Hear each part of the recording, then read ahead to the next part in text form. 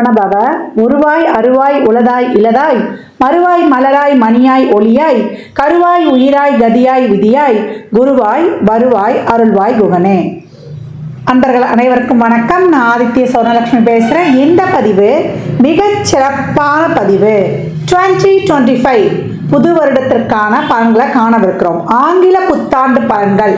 இந்த ஒரு வருடம் 12 ராசிக்காரர்களும் எப்படிப்பட்ட பலன்களை நம்ம பெற்றுக்கொள்ளலாம் அப்படின்னு கோள்களின் கோச்சார நகர்வை வைத்து நம்ம அறிய போகிறோம். ஏன்னா போன வருடம்லாம் நிறைய ஸ்ட்ரகிள்ஸ் தான். 12 ராசியில் எந்த ராசி நல்லா இருந்தோமா, எல்லாருக்குமே சந்திக்க முடியாத எதிர்பாராத திருப்பங்கள் மாற்றங்கள். ஏன்னா நம்மளுக்கு வருடத்துடைய கூட்டுத்தொகையும் பார்த்தீங்கன்னா 8 வரும். இந்த பக்கம் தமிழ் மாதத்துலேயும் குரோதி வருடம். நிறைய இந்த ஸ்கேமு ஏமாத்து விஷயங்கள், ஃபோனில் நிறைய ஏமாத்து விஷயங்கள், நிறைய பேர் பணத்தை ஏமாந்துறது, நிறைய சொந்தங்களை இழந்தது, நிறைய கடன் பிரச்சனை, உறவுகள் பிரச்சனை, இப்படின்னு பலவித பிரச்சனைகளை சந்தித்து கடந்து வந்து கொண்டிருக்கோம்.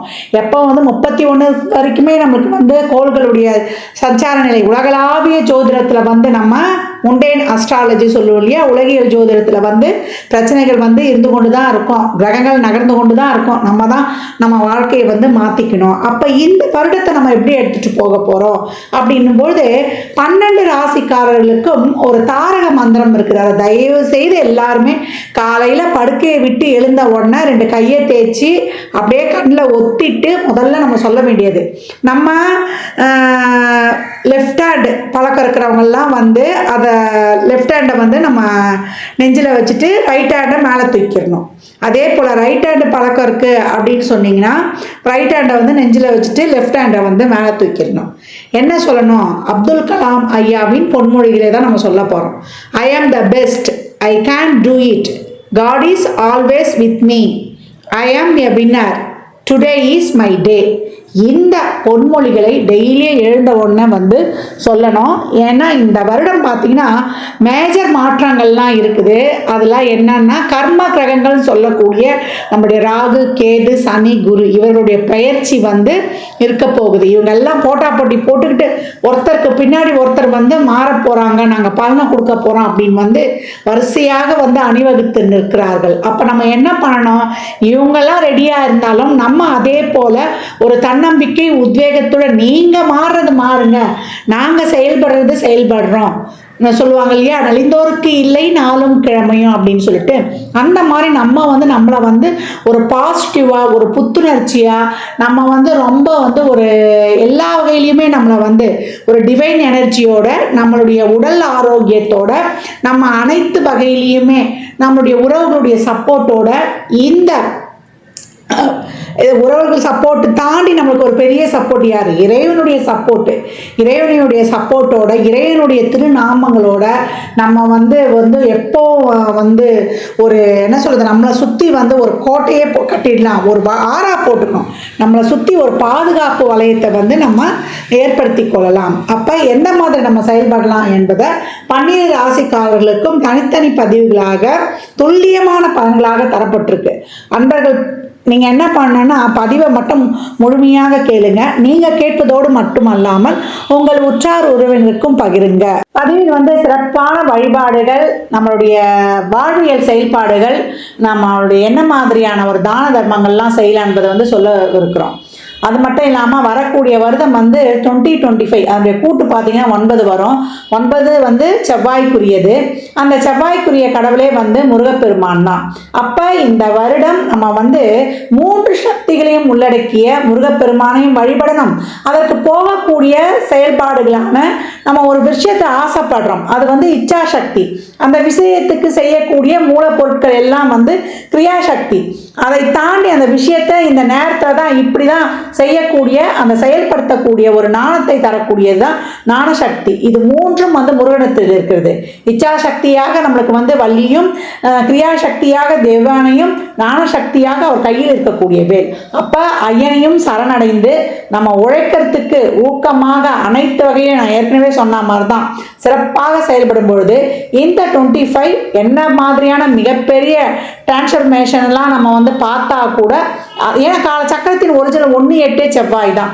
அப்போ செவ்வாய் தசையோ புத்தியோ அந்தரமோ நடக்குது, இல்லை நம்மளுக்கு வந்து ஒரு 8ஆம் இடத்துலேருந்து ஒரு தசை நடத்துது, 6ஆம் இடத்துலேருந்து ஒரு தசை நடத்துது, இல்லை 12ஆம் இடத்துலேருந்து ஒரு தசை நடத்துனாலும் கவலையே கிடையாது.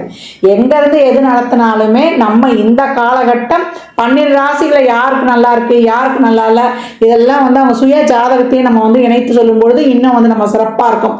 நம்ம அதை வந்து ஆய்வு பண்ணி சொல்லும் பொழுது பொதுவான பாயிண்டில் வந்து எந்தெந்த ராசிக்கு வந்து நமக்கு நல்லா இருக்குது நம்ம போகலாம், எந்தெந்த ராசி வந்து கொஞ்சம் கவனமாக இருக்கணும் என்பதையெல்லாம் நம்ம வந்து இதோடு ஒப்பிட்டு பார்க்கும்போது ரொம்ப அருமையாகவே இருக்கும். பதிவை மட்டும் நீங்கள் வந்து முழுமையாக நீங்கள் வந்து பொறுமையாக கேட்கணும், அதை தான் வந்து நீங்கள் செய்யணும். இதுதான் வந்து உங்களுக்கு வலியுறுத்தப்படுகிறது. அனைவருக்கும் என் உளம் கனிந்த ஆங்கில புத்தாண்டு நல்வாழ்த்துக்கள். அனைவருக்கும் வாழ்வில் எல்லா நலங்களும் வளங்களும் நிறைவாக விரைவாக பெற்றிட எல்லாம் வல்ல முருகப்பெருமானையும் என் வாராயி அன்னையையும் அண்ணாமலையானையும் பிரார்த்தனை செய்து கொள்கிறேன். இறை அருளால் அனைத்தும் அனைவருக்கும் நிறைவாகட்டும். கும்பராசி கும்ப லக்னத்திற்கான புத்தாண்டு பலன்களை காணவிருக்கிறோம். 2025 எப்படி இருக்க போகுது? இந்த வருடம் ஏழரை சனிலாம் முடிய போகுது. அந்த கட்டத்தில் நாங்கள் வரப்போகிறோம். எங்களுக்கு வந்து பாத சனி, அதுக்கப்புறம் வந்து ராசியில் ராகு, 8ல் கேது. எப்படிமா நாங்கள் கடந்து வர்றது? ஒரே அச்சுறுத்தலாக இருக்குமா, இல்லை கடந்து வந்துடலாமா? நிறைய வந்து இக்கட்டான சூழலெல்லாம் தாண்டி வரோம், எப்படி நாங்கள் வந்து தைரியமாக கடந்து வருவோமா அப்படின்னு கேட்குறவங்களுக்கு, கும்பம் இயற்கையிலேயே இறைவனின் அருளை பெற்றவர்கள் அப்படின்லாம். யாருக்குமே தெரியாத பல சூட்சும ரகசியங்கள் உங்களுக்கு தெரியும். எப்பயும் வந்து இயற்கையோடு ஒன்றி இருக்கக்கூடியவர்கள். இயற்கை வழிபாடு எப்பயும் பண்ணணும். காலையில் வந்து சூரியனுடைய வழிபாடும், இரவில் வந்து சந்திரனுடைய வழிபாடு, பௌர்ணமி வழிபாடு, அதே போல் நம்மளுக்கு வந்து இந்த 3ஆம் பிறை வழிபாடு, இதையெல்லாம் வைத்து கொள்ளுங்க. வைத்து கொள்ளும் பொழுது உங்களுக்கு ரொம்ப சிறப்பாக நீங்கள் வந்து வந்துடலாம். அதே போல் அனைத்து உயிர்களிடமும் அன்பு சேர்த்து, அது புல் பூண்டு ஓரறிவு ஜீவன் முதல் நம்ம 6 அறிவு ஜீவன் வரை அனைவர்கிட்டையும் நீங்கள் வந்து கருணையோட நீங்கள் வந்து ஒரு கனிவோடு இருக்கும்பொழுது உங்களை சுற்றி ஒரு என்ன சொல்கிறது, ஒரு ஆரா கிரியேட் ஆகிடும். உங்களை வந்து ப்ரொடெக்ஷன் ஷீல், உங்களை வந்து பாதுகாக்கக்கூடிய கவசமாக மாறிடும் அப்படின்னு வந்து சொல்லலாம். கோயிலுக்கு போய் சாமி கும்பிடணும், கும்பாபிஷேகத்தில் கலந்துக்கணும், அதில் போய் நிறைய வந்து சேவை செய்யணும் அப்படிலாம் கிடையவே கிடையாது.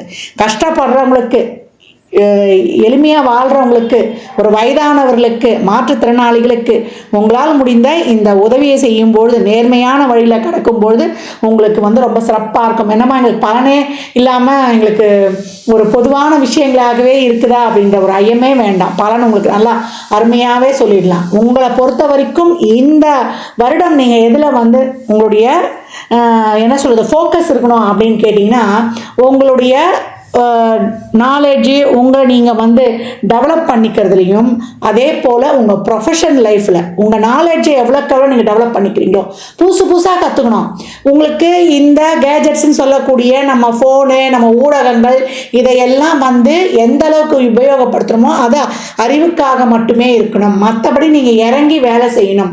உங்களுடைய நாலேஜை வளர்த்துக்கிட்டு, அதே போல் உங்களை வந்து செல்ஃபாக எவ்வளோக்கு படித்து உங்களுடைய அறிவுத்திறனை வந்து மேம்படுத்தி கொடுக்குறீங்களோ அவ்வளோ ரொம்ப சிறப்பாகவே இருக்கும். இனி வரக்கூடிய காலகட்டங்களில் ஒவ்வொரு மாதமும் நம்மளை எப்படி வந்து ஒரு அறிவில் மேம்படுத்திக்கிறது, நம்ம வாழ்வியல் முறைகளில் எப்படி மேம்படுத்திக்கிறது, சாப்பிட்றது, தூங்குறது, பீப்புள் ஸ்கில், இதெல்லாம் வந்து நம்ம ஒவ்வொன்றும் வந்து நம்ம பார்க்கலாம். இந்த வருடம் வரைக்கும் நம்ம வந்து தொழிலில் நிறைய முயற்சி போடுங்க. ஒரு தடவை முயற்சி போட்டு நிற்காதீங்க. ரிப்பீட்டாக உங்கள் முயற்சியை போட்டு உங்களுடைய ரொட்டீன் லைஃப்பை வந்து சிறப்பாக எடுத்துக்கொண்டு செல்லுங்க. ஒவ்வொரு விஷயத்துலேயும் வந்து நிதானம், பொறுமை கடைபிடிக்கணும். சகிப்புத்தன்மை நிறைய இருக்கணும். லக்னத்தில் இருக்கிற ராகு நம்ம நிறைய வந்து ஒரு எக்ஸ்போஸ் பண்ண வைக்கும். அந்த நம்ம வந்து நம்மளை எப்படி வெளிக்காட்டிக்கொள்ள போகிறோம், அது நல்ல விதமாகவா இல்லை வேற விதமாகவா என்றதெல்லாம் உங்களுடைய செயல்பாடுகள் தான் சொல்லும் அப்படின்னு வந்து சொல்லலாம். இந்த காலகட்டம் அது எந்த தரப்பாக இருந்தாலும், ஆணாக இருந்தாலும், பெண்ணாக இருந்தாலும், ஒரு குழந்தையாக இருந்தாலும், இல்லை வயதில் மூத்தவங்களாக இருந்தாலும், உங்களுடைய ஒவ்வொரு நடவடிக்கைகளிலும் வந்து ஒரு பொறுமையை கையாளுங்க, நிதானத்தை கையாளுங்க, கோபத்தெல்லாம் குறைத்து கொள்ளுங்க.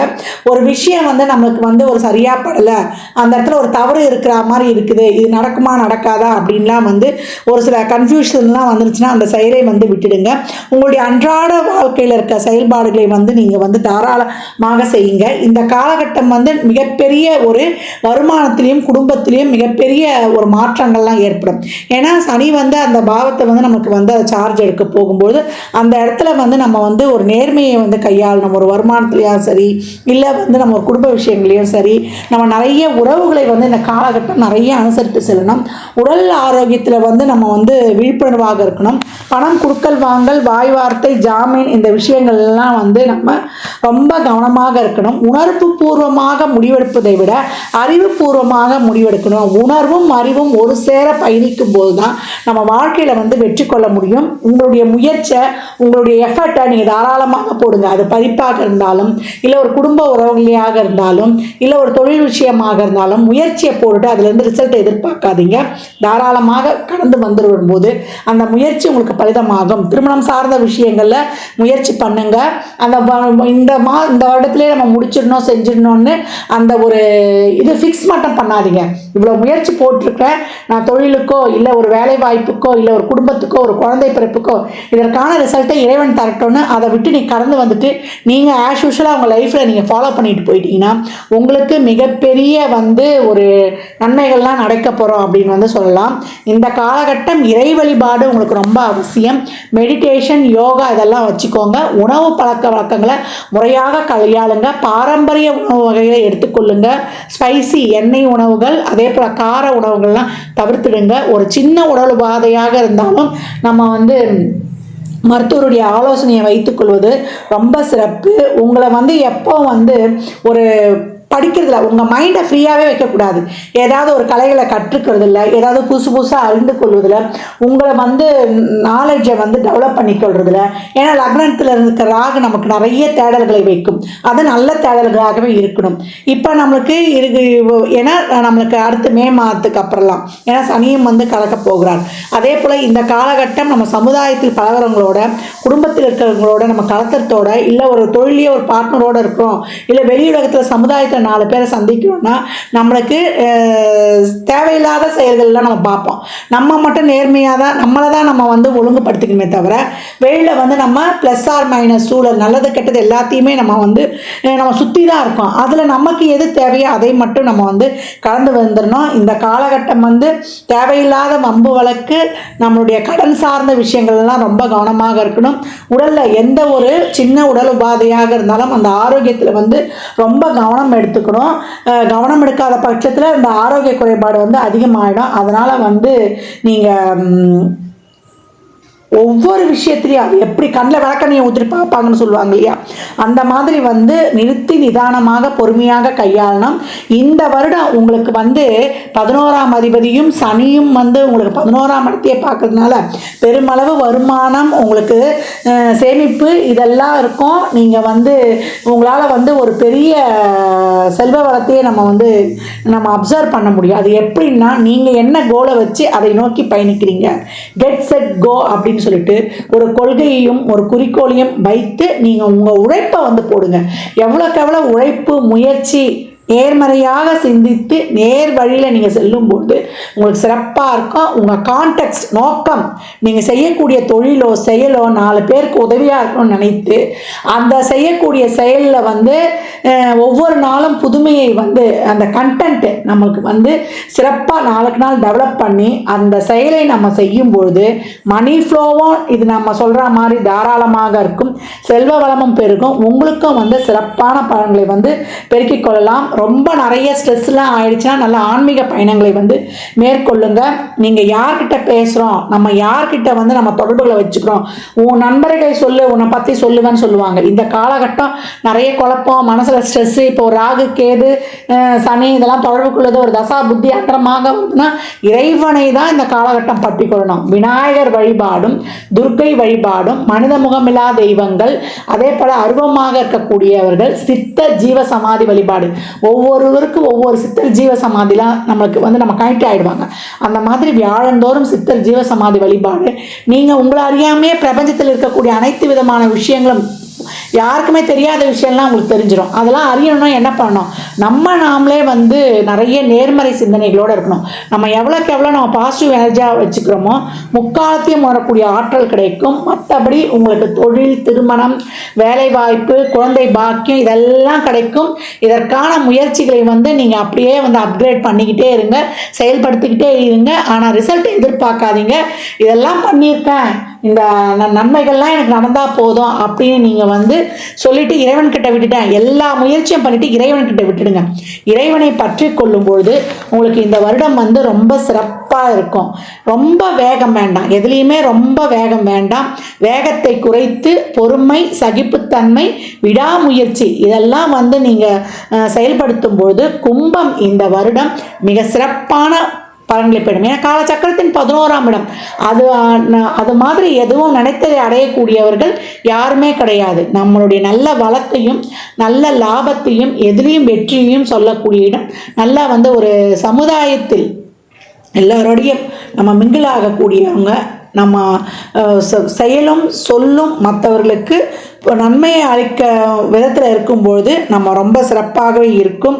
இந்த காலகட்டம் வந்து நீங்கள் எதையுமே ஒரு காரியத்தில் வந்து அது வந்து நல்லதா கெட்டதா, நல்லா இருந்தால் இது ஒர்க் ஆகும், நல்லா இல்லாட்டி இதில் வந்து நம்ம இன்னும் பெரிய ஸ்ட்ரகிள்ஸை சந்திப்போம் அப்படின்லாம் நினச்சிங்க, அந்த காரியத்தில் சந்தேகம் இருக்குது அப்படின்னா அந்த காரியத்தை தொடாதீங்க.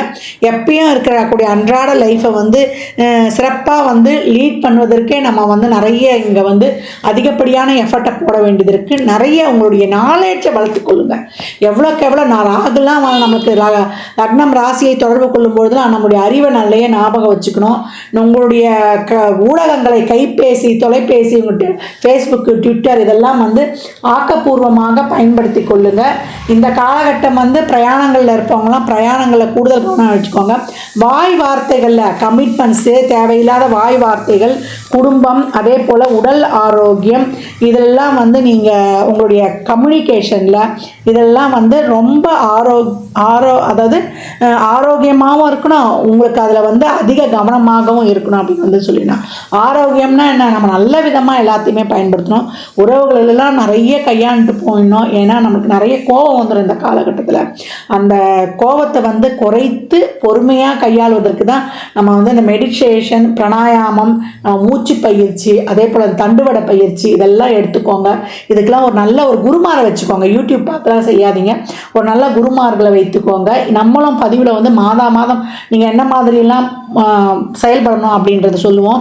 ஏற்கனவே நம்ம பதிவின் ஆரம்பத்திலே சொல்லியிருப்பேன் நான் I am the best, I can do it, God is always with me, I am a winner, today is my day. இந்த வாசகங்கள் உங்களுக்கு டெய்லியும் காலையில் வந்து மந்திரமாகவே செயல்படும் பொழுது, பெரியவங்க கிட்டலாம் நிறைய பிளெஸ்ஸிங்ஸ் வாங்கிக்கும் பொழுது இந்த இக்கட்டான சூழலையும் சிறப்பாக கடந்துடலாம். நிறைய துர்க்கை வழிபாடு, நம்ம வாராகி வழிபாடு, பிரத்யங்கரா தேவி வழிபாடு, அதே போல் அனுமனுடைய வழிபாடு, விநாயகருடைய வழிபாடு இதெல்லாம் செய்வதும், குருமார்களுடைய வழிபாடு வைத்துக் கொள்வதும் இந்த வருடம் உங்களை சிறப்பாக எடுத்துகிட்டு போயிடும். அதே போல் நிறைய தேவையில்லாமல் எங்கேயும் உங்கள் கருத்துக்களை வெளியிடாதீங்க. உங்களுக்கு தேவைப்பட்டால் மட்டும் பதில், தேவையில்லைன்னா நீங்கள் இங்கே சொல்ல வேண்டாம். அதே போல் இஎன்டி சம்பந்தமான விஷயங்களில் நான் ஏற்கனவே சொன்ன மாதிரி வாய் வார்த்தைகளில் இதெல்லாம் வந்து ரொம்ப கவனமாக இருக்கணும். வெளி ஆட்கள் கிட்ட, மூன்றாவது நபர்கள் கிட்ட ரொம்ப கவனமாக பழகணும். மனசுக்குள்ளே வந்து ஒரு அச்சம், தேவையில்லாத பயம், இனம் புரியாத கவலை இதெல்லாம் இருக்கும். எப்பயும் வந்து ஒரு உள்ளுக்குள்ளே வந்து ஒரு என்ன சொல்கிறது, ஒரு நிறைவின்மை காணப்படும். இதெல்லாம் போக்கி இறைவன் நம்மோட இருக்கிறான், 24 மணி நேரமாக நம்ம அவருடைய பார்வையில் இருக்கிறோம், நம்மை சுற்றி ஒரு நல்ல ஆறா வந்து ப்ரொடக்ஷன் ஷீல்டாகவே இருக்குது, நம்மளை ப்ரொடக்ட் பண்ணிகிட்டு இருக்குது அப்படின்ற அந்த எண்ணமும் சிந்தனையும் உங்களுக்கு இருக்கும்பொழுது, நல்ல எண்ணங்களை விதிக்கும் பொழுது இந்த வருடம் உங்களுக்கான மிக சிறப்பான வருடமாக இருக்கும். துணிந்து நீங்கள் வந்து நான் ஏற்கனவே சொன்ன மாதிரி தான் உங்களை புதுப்பித்துக் கொள்வதிலையும் நீங்கள் ட்ரெஸ் பண்ணிக்கலாம், நல்லா வந்து உங்களை வகையாக அழகுபடுத்திக்கலாம், எல்லாமே நீங்கள் மாற்றிக்கலாம், லக்ஸுரியாக வாழலாம், எல்லாம் பண்ணலாம். உங்கள் அறிவை வளர்த்து கொள்ளுங்கள். உணர்வுபூர்வமாக இந்த காலகட்டம் முடிவெடுக்காதீங்க. தொழிலை வந்து நல்லா முன்னேற்றி கொள்ளுங்க. நீங்கள் என்ன கோலை ஃபிக்ஸ் பண்ணி நீங்கள் வந்து பிரயாணிக்கிறீங்களோ அது உங்களுக்கு சிறப்பாக இருக்கும். எல்லா விஷயங்களையும் ஒரு லிமிட் வச்சுக்கோங்க. லிமிட் இல்லாமல் போகும் கும்பம். அந்த லிமிட்டை வைக்கும்போது உங்கள் வாழ்க்கை வந்து ரொம்ப சிறப்பாக இருக்கும். இந்த பலன்கள்லாம் கோள்களின் கோச்சார நகர் வைத்து சொல்லப்பட்டிருக்கு. உங்கள் சுய ஜாதகத்தில் இப்போ என்ன தசாபுத்தி நடக்குது, அது எதற்காக உங்களுக்கு ஊக்கப்படுத்துது, அது திருமணம், குழந்தை பாக்கியத்திற்கா இல்லை பொருளாதார முன்னேற்றத்திற்கா என்பதெல்லாம் உங்கள் சுய ஜாதகத்தை ஆய்வு செய்வதன் மூலம் மட்டுமே நாம் தெள்ள தெளிவாக அறிந்து கொள்ள முடியும். 2025 கும்பம் துன்பம் இல்லை, அதி கவனமாக இருந்தால் என்றுமே வாழ்வில் இன்பம். ஏன்னா உங்களுடைய 6ஆம் இடமே எப்பவும் சந்திரனுடைய வீடாக வருவதனால நம்ம எப்பவும் வந்து கடன் விஷயங்களில், நோய்களில், அதே போல் நம்முடைய மூட் ஸ்விங்ஸு, அந்த சிந்தனைகளில் வந்து என்றைக்கும் தெளிவு இருக்கும்போது நம்ம இன்னும் வந்து சிறப்பாக கடந்து வந்துடலாம். கும்ப ராசி லக்னக்கார அன்பர்களுக்கு என் மனமார்ந்த வாழ்த்துக்களை தெரிவித்துக் கொள்கிறேன். எவ்வளோக்கு எவ்வளோ உங்களுக்கு வந்து நல்லா ஒரு ட்ராவல் பண்ணுங்கள். ரொம்ப வந்து ஒரு ஸ்ட்ரெஸ்ஸாக இருக்குது செய்யுது அப்படின்னீங்கன்னா நிறைய ட்ராவல் பண்ணுங்கள். ட்ராவல் பண்ணும்போது உங்களுக்கு வந்து ரொம்ப சிறப்பாக இருக்கும் உங்கள் வாழ்நாளில். ஏன்னா தொழில் எப்போவுமே தொழிலில் வந்து நிறைய அப்ஸ் அண்ட் டவுன்ஸை சந்திக்கக்கூடியவர்கள். இந்த காலகட்டம் தொழிலில் நல்லா கண்ணும் கருத்துமா, நல்லா பொறுப்புணர்வாக அதை வந்து செய்யும் தொழிலை தெய்வன்ற மாதிரி நம்ம பொறுப்புணர்வோடு செயல்படும் பொழுது எந்நிலையிலும் எச்சூழலிலும் கும்பம் எப்போ காலத்தின் சக்கரத்தின் 11ஆம் இடம் வெற்றி உங்களுக்குரியதாக்கிக் கொள்ளுங்கள். ஜாதகம் பார்க்க விரும்பும் அன்பர்கள் இந்த எண்ணிற்கு ஒரு மெசேஜ் செய்யுங்க. தங்களுக்கான விவரங்கள் அளிக்கப்படும். அப்பாயின்மெண்ட் பெற்றுக்கொள்ளலாம். ஜாதகம் சிறந்த முறையில் கணித்து பார்த்து தரப்படும்.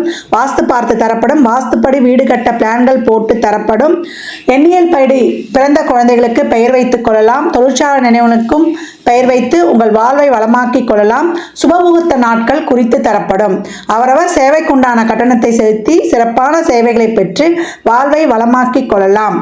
இந்த பதிவை தாங்கள் கேட்பதோடு மட்டுமல்லாமல் தங்கள் உற்றார் உறவினர் நண்பர்களுக்கு பகிருங்க. மற்றும் ஒரு சிறப்பான பதிவில் சந்திக்கும் வரை தங்களிடமிருந்து விடைபெற்றுக் கொள்வது ஆதித்ய சொர்ணலட்சுமி. மிக்க நன்றிகள். வாழ்க வளமுடன். நற்பவி நற்செழி.